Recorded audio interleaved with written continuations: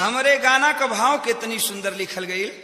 कहनाम बा कवि का गद्दारी करबे गद्दारी करबे गद्दारी करबे गद्दारी करबे गद्दारी गद्दारी करबे गद्दारी करबे गद्दारी करबे गद्दारी करबे तोरी भाई गद्दारी करबे गद्दारी करबे गद्दारी करबे गद्दारी करबे ये अपनी शासन खैला 80 रुपया किए कुछ कलित कलित कलित कलित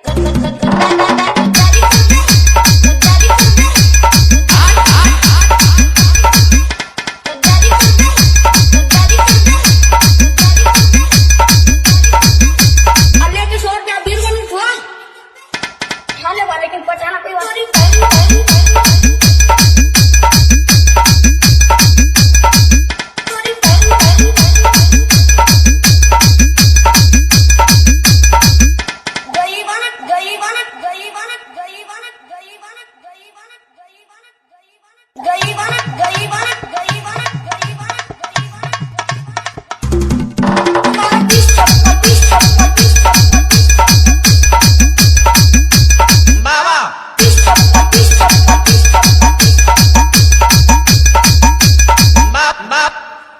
शाबाश बहादुर, यही का नाम है वीर रस।